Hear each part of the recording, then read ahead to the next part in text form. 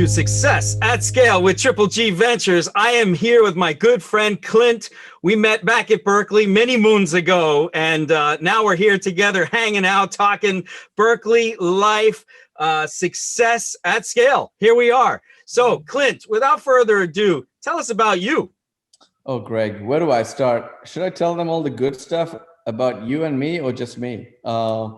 So thanks for being here and inviting me to be here with you. I'm humbled and honored to be here, Greg. You've been an inspiration with all the work you did with starting at Harvard. I was doing my MBA as well. Followed our dreams and paths, and now I feel like I'm an entrepreneur, an educator, a musician, or a business guy, innovator. I'm just improvising. I think music school, especially Berklee, provided me with a jazz and pop background, provided me the opportunity to just be able to be nimble and improvise as I go along. So I've been working on various initiatives. Right now, I'm working between the Middle East and India.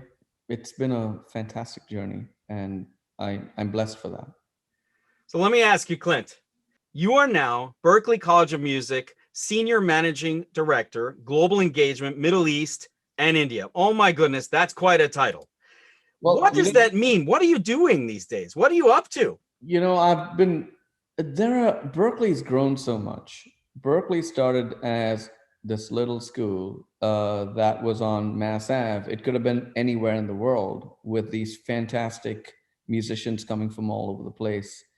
And it, kind of became this mecca, this ecosystem that musicians could come. It's like a buffet. You come there and you can choose what you want to eat.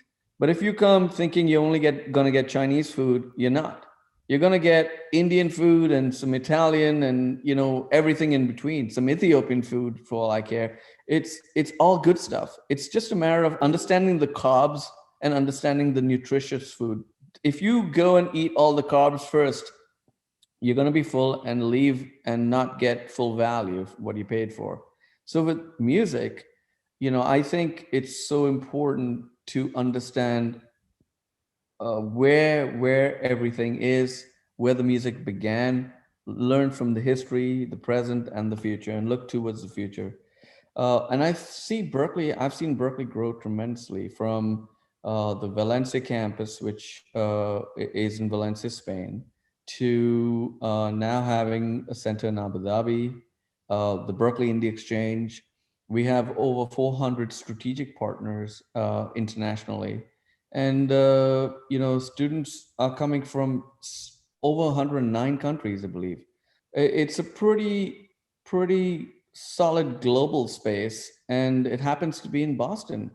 And under the leadership of President Roger Brown, the school has gotten to be one of the most prestigious preeminent schools of music in the world.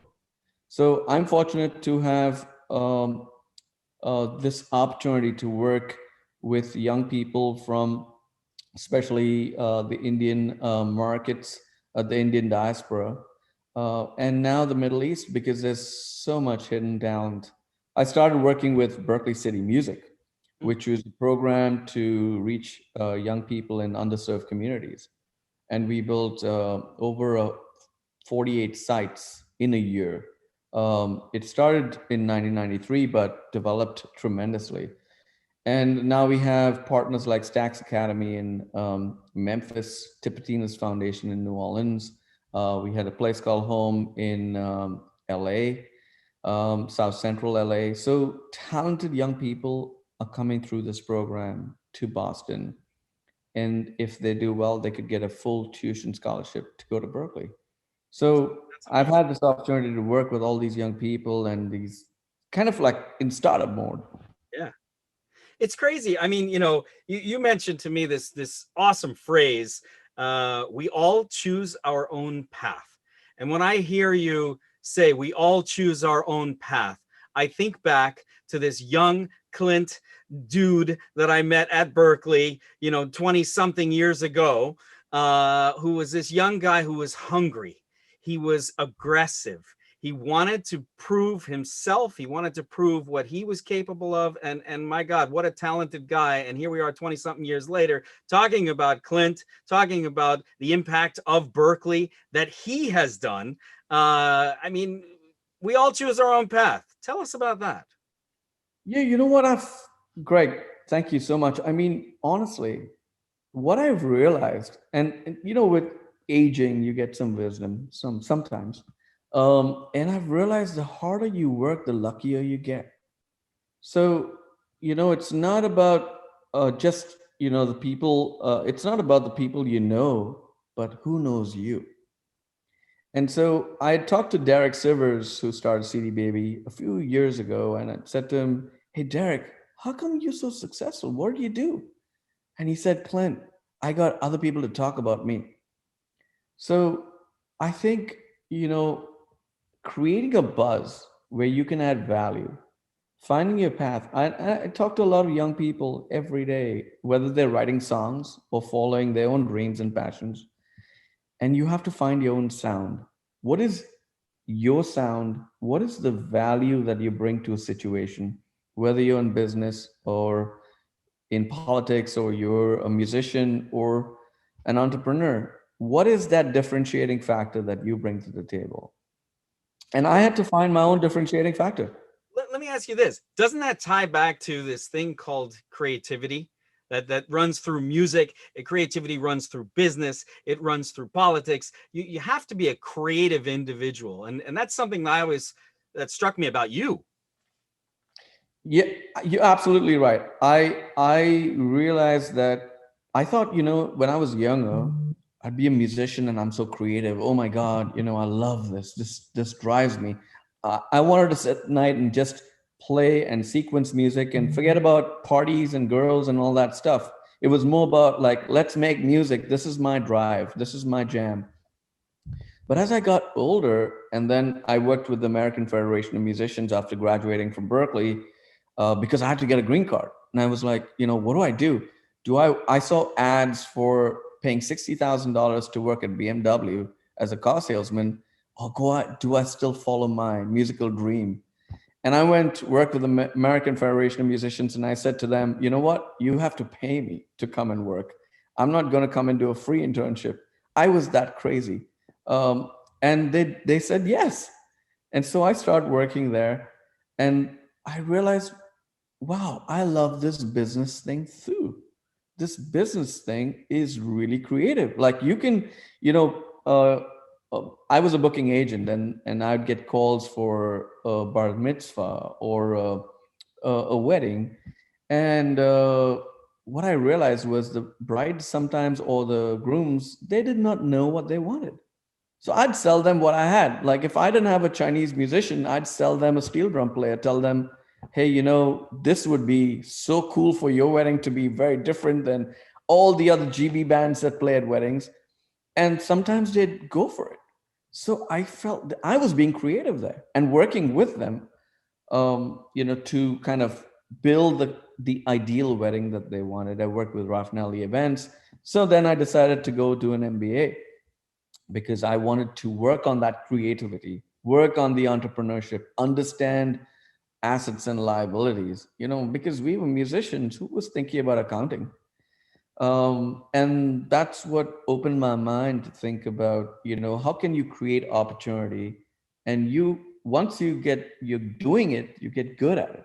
It's that gut feeling, right? We say a gut feeling. It's actually a repository of information that stays with you like a hard drive, and you go to it when you need information, which is relevant to whatever's going on at that time.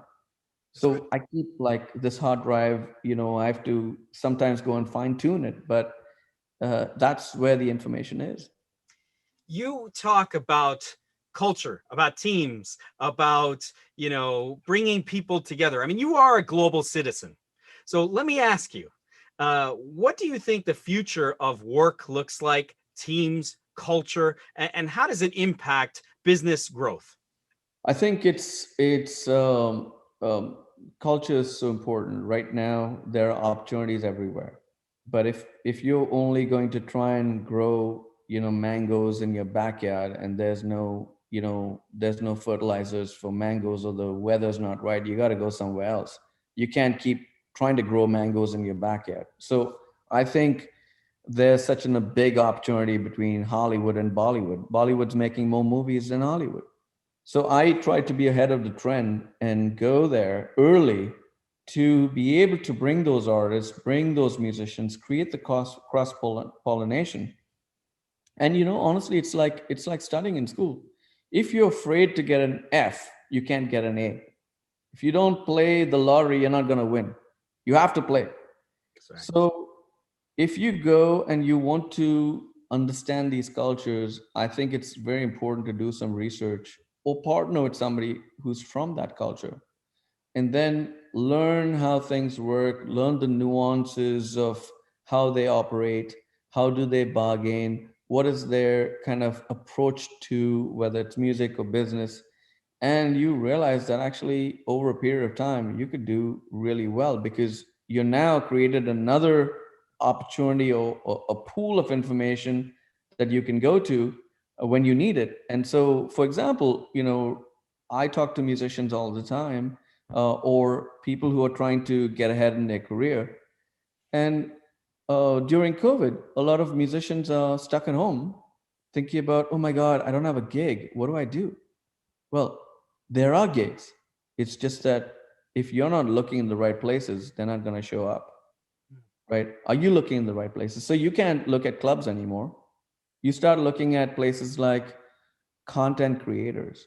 For example, a company like Facebook, they are creating content. They're creating a catalog of music and content media, digital media, and building communities around it and monetizing those communities.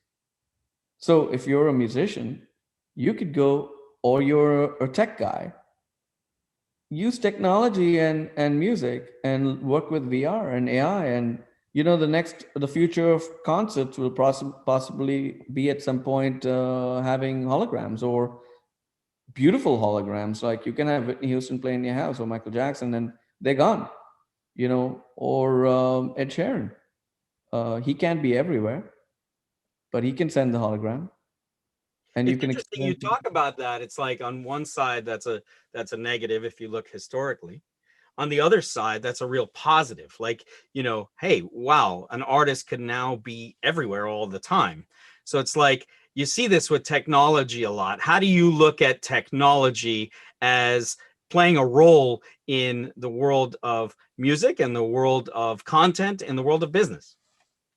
Well, I think you have to, how I look at it in business, like BMW. BMW created this amazing premier brand. Then the brand, they realized, wow, there's a sub market here, of like, maybe we create the 3 series for people who can't afford that 7 series. And that's a whole, new audience. And then now they're creating the 1 series. Would I buy a X1 BMW? Maybe not. I'd buy the loaded Honda, right? So for people who want to be in that BMW space and tell their friends they have bragging rights that I own a BMW, they'd buy that X1 series. The same way with music, in if everyone cannot go to a Taylor Swift concert in Nigeria, they're going to say, you know what, if I can get the hologram concert for now, I see, Taylor or Michael, doing his thing, that's great for me. And that is at a cheaper price, Right. so it's affordable. So it's like when cassettes were in play and people started recording on cassettes, or CD. You could record on a CD. People got afraid and said, "Oh my God, they're going to pirate this stuff, and then I'm going to lose so much revenue." But actually, there's opportunity. You can't fight technology. You got to embrace it.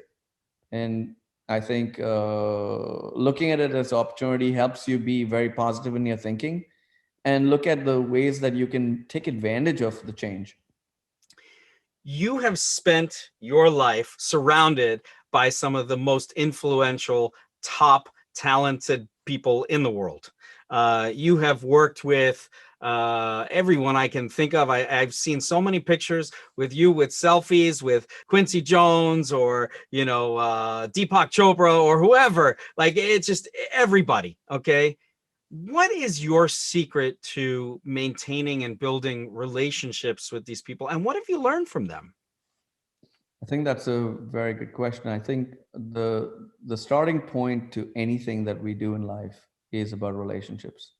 And I think relationships have been tested now during this time where people don't have the opportunity to physically be with somebody else, and they've got to manage that through Zoom. And but we need to hug people, we need to touch people, we need to talk to them face to face, not through digital mediums. So I've realized that these relationships are friendships, and it's friend raising. You work on it for years, and there will be that point where you go there and you always try to add value. Don't try to go to a relationship to take advantage of the relationship.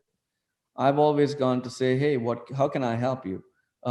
I've got this idea. What do you think of it? For example, with Deepak Chopra, funny you mentioned his name. He was doing an event called Sages and Scientists at the Chopra, through the Chopra Foundation in San Diego, but this event was in Beverly Hills. So I was talking with him and I said to him, I said, Deepak, you need some great music for this.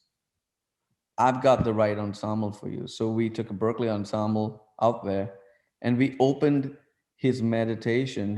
He was silent for a period of time, and we opened the meditation session with the music. And it changed the way he's thought about what we do.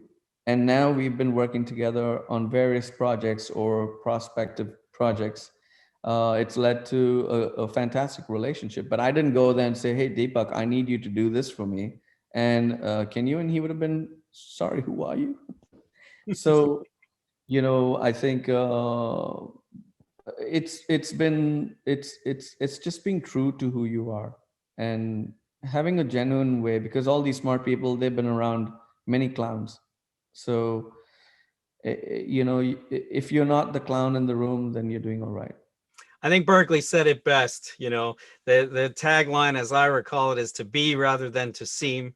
That is something that I have onboarded and lived with in everything I do. Same in the world of business, and fundraising and all of this. I was on a pitch this morning doing some fundraising, and it's just me, man. There's no show, right? To be rather than to seem. To me, it Right. means so much. And I think you have to be willing to make the right mistakes. You're going to go to a situation and it might not always go the way you wanted it to go. But be willing to go and say, you know what? I went for the A. Maybe this was not the A, but I'll get the A the next time, I'm not afraid of that F. Failure doesn't exist for me. Life is 80-20. 80% will be amazing, 20% I'll screw it up. But I always know I'll score runs. I'm gonna go to a baseball game and score runs no matter what happens.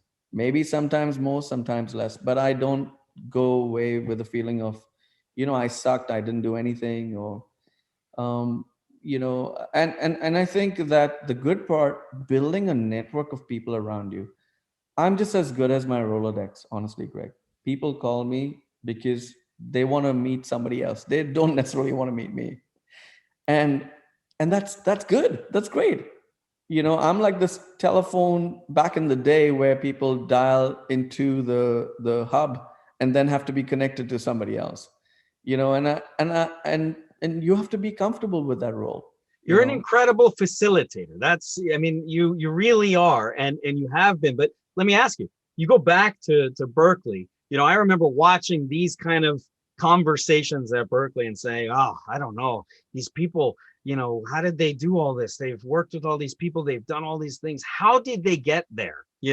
What are the steps they took to get there? And it's always unclear. It just seems like they magically appeared. But as well as I do, it's hard work. You gotta put in the sweat equity, right? I said you have to work hard to be lucky, right? So it's preparation and opportunity leads to luck. If you're the opportunity is there every day. The question is, are you prepared for that opportunity? Sometimes I felt like, oh my God, I should have done this gig or I should have done this.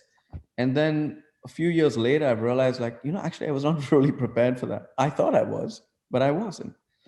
What I've realized also from business is a smart thing that some people do that have been successful is they surround themselves like with a board of directors, for example, Mhm. advisory board, mentors, and it's even artists do this. Smart artists, they do this because when they have a group of smart people who really care about their best interest, they come in with some kind of equity. They're invested in the artists. They come with their network of people, and they help that artist build their brand and their voice and sound, just like a company. But if the artist is not ready for all that, and they think, oh, I'm the cool stuff and I know everything, they're not going to get that. So you have to open yourself to it. And I really think humility is a huge part of that. And then people want to work with you. If you're a cool person, the cooler you are, the easier you are to get along. People want to work with you. And I think, what goes up must come down. So, those people will be there when you're going down. So try and be there when with them when you're going up. Well, one of those things means reinvention. I mean, aren't you talking about reinvention? Absolutely. I mean, everyone goes through phases. It's a period of time where you have a certain sound or a certain stick, and then the market changes. You got to reinvent to be relevant in that market. And once you should not be that person that people spoke about. You should be that person that people are speaking about and know that there's more to come. And reinventing yourself is such a huge piece of it because we all get complacent. We all think, oh, I've arrived. And then I was talking to a friend of mine who was telling me, she felt she arrived when Beyonce called out her name at Madison Square Garden and said, "Thank you for writing that song for me." Mm, So, well, that's great. But then you're only as good as your last gig, right? What happens after those songs are done? right. So we have to continue to reinvent ourselves, continue to think about how we can learn from the young people who are very in tune with what's happening now. My deal with my daughter is every time we sit in the car, she has to play me the music that she listens to. Because that's the only way I learn about all this cool stuff that I don't know about. And I'm like, how do you know about all this stuff? So it's just the way it is. So you talk about family. You work hard. You play hard. Uh, you're just going for it. Talk about balance. Well, that's, I don't know if I'm the right person to talk about this because, Why is that? Why is that? uh, I feel like I'm the new balance. The new balance is, What? What? Because you're on the Mass Pike or what? What's happening here? I'm thinking New Balance, the Mass Pike. I'm always speeding. I've got these great kicks that allow me to do that. But, the reality of it is there's no substitute for being around. And so COVID has given me a new kind of opportunity to think about how I balance my life, my work, my family, because there's no sense, your children learning about what you did, but you were never there for them. True.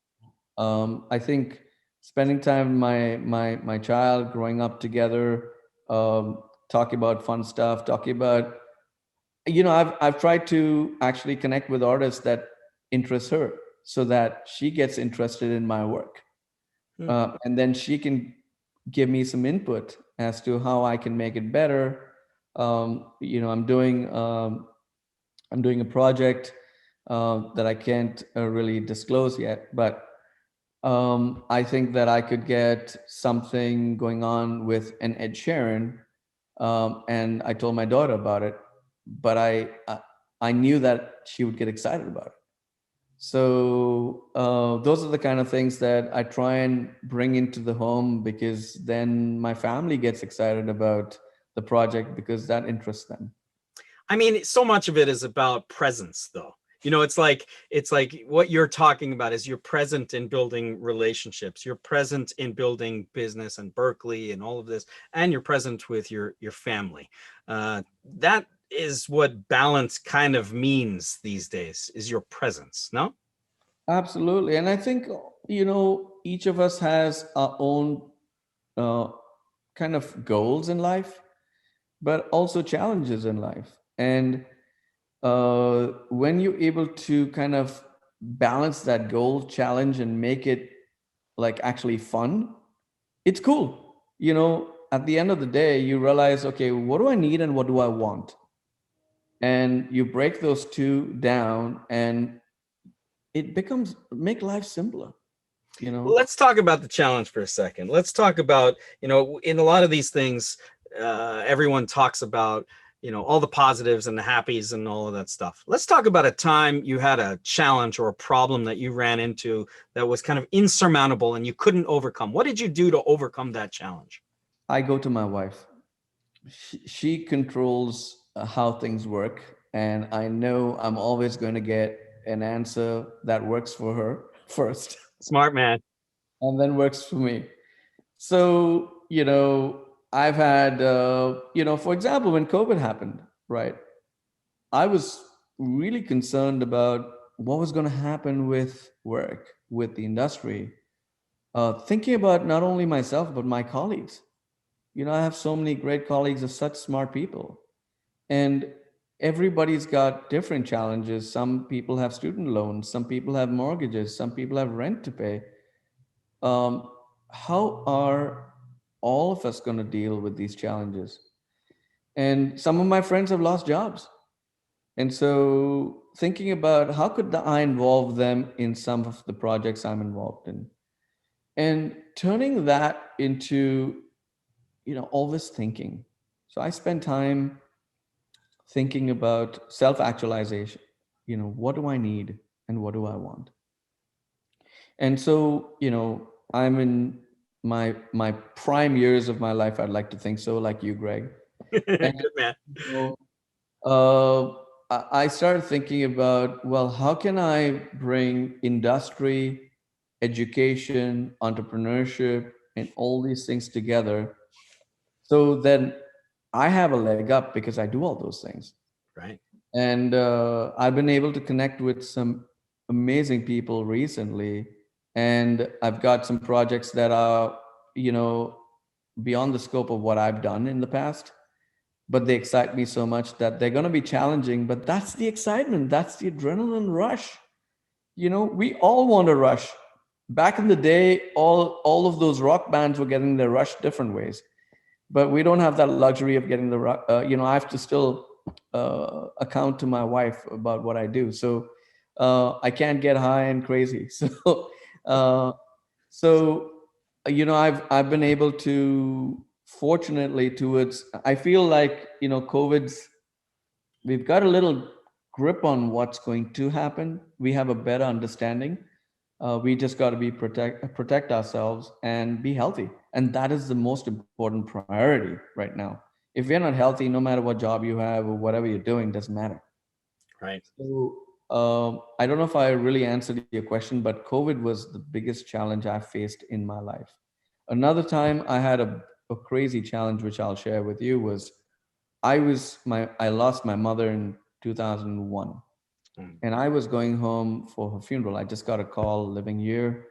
It was devastating. So I went home, go through, the funeral and all that stuff. I'm on my way back. And at that time, we were young, dumb, and didn't have too much cash. So I'm on my way back, had the longest flight to come back to Boston.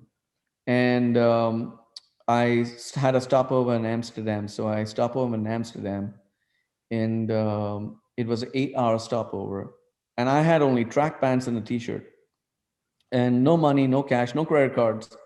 So suddenly we get on the plane, we're on our way to Boston, and they tell us, the pilot says, we got to turn the plane around, we've got engine trouble. So everyone's freaking out in the plane. I had this guy at the side of me, and he's freaking out. and they start letting out the fuel out of the plane over the water. And you can see it gushing out because it's too heavy to land, because they had fuel to go all the way to Boston, right? Wow. So they go and land into Amsterdam. And when we landed, they tell us 4 planes have been hijacked in New York. And September 11th was happening. September And 11th. we were freaking out. So they're like 7,000 people are stranded. And we have no place. It's the act of God. We can't do anything. Airline, you're on your own. My PR skills of working as a musician and in business came into play. And I talked to a flight attendant about getting me a room. And she said, Clint, I can't do that, but I'll help you, sir. And she got me a room in the hotel. So I helped this other guy who was with me in the plane. I told him, why don't you come stay with me? Now, I don't know this guy. Now, mind you, I was an Indian citizen at the time. So I had an Indian passport. So I had to get stamped to get into Amsterdam. So everyone's fighting to get out of the airport, getting their stamp on their passport that they were on that flight. By the way, I'm in this hotel with this guy. He's got like 5 bags. At that time, there were no restrictions on number of bags. They lost my bags. So the next morning, the manager comes to me and says, "Sir, you have to leave the hotel because somebody else has paid for your stay. We can't accommodate you." So I'm thinking about, what do I do? And there was a little prayer service for the folks who were lost in New York, and I see a piano there. So I go and start playing piano because I'd played in hotels for years as a piano player. So I start playing all these Elton John tunes and all the real big tunes and Billy Joel songs and all.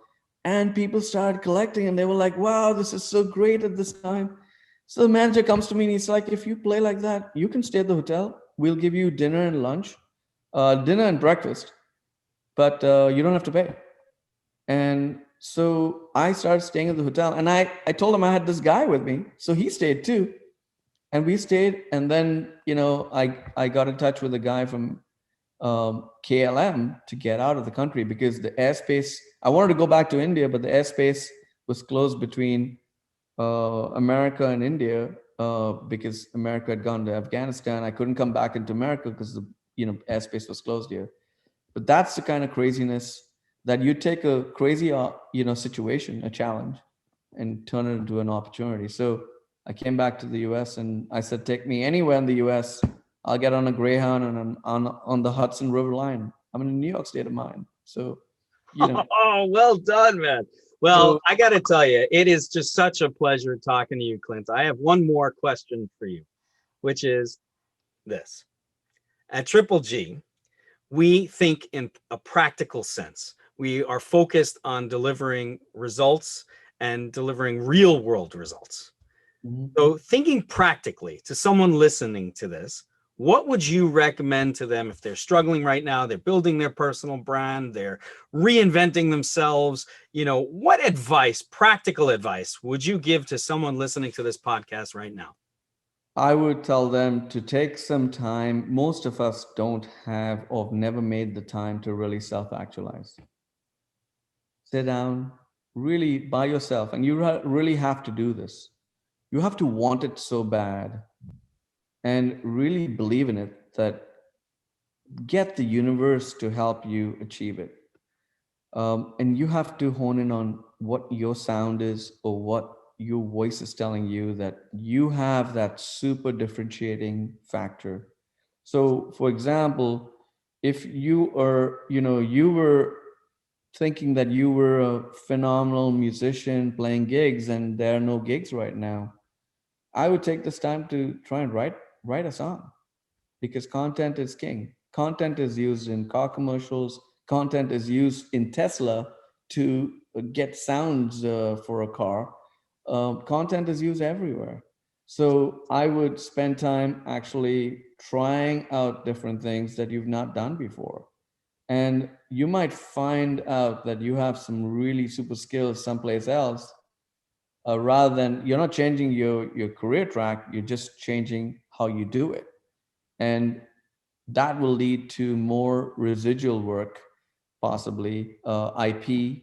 There are so many different ways that using technology, there are There are music therapists, go work as a music therapist, go to a nursing home.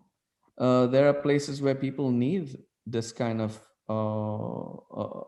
activity, and love and empathy. And so that's, at Triple G, I mean, Greg, the kind of work you're doing is phenomenal. And talk about networking. You're the guru, man.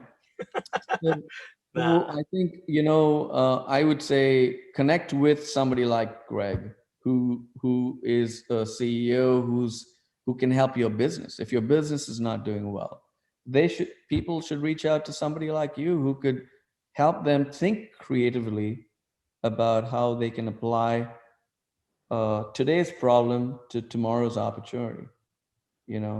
And that's been I've had results just taking some time to pause for humanity, pause and think, and then good things come along. Even before a meeting, I pause and just prepare that way. Otherwise, I'm just thinking about too many random things. And just focusing on honing in on what you can do, prepare yourself, and the opportunities will come, and that brings luck. And that's been my motto. I'm so glad to work with people like you, Greg, and friends like you. likewise, likewise. And I tell a lot of the people I work with, not everyone needs to pay me, but the blessings that they give me have helped me grow tremendously. On that note, Clint, it has been an honor and a privilege to speak with you today. Quite frankly, a moment of Zen for me personally, and I've really enjoyed it. I always love it. You are just a wonderful human being doing great things. Continue to pause for humanity and make your impact. Make it big, make it count. Get an A, not an F. Get an A every time, and keep doing what you're doing, man. Thank you so much. Congratulations to you, and speak with you soon. Be well. Right. Banging those drums, man. You make some amazing sounds. So thank you. Thank you, buddy. Brother.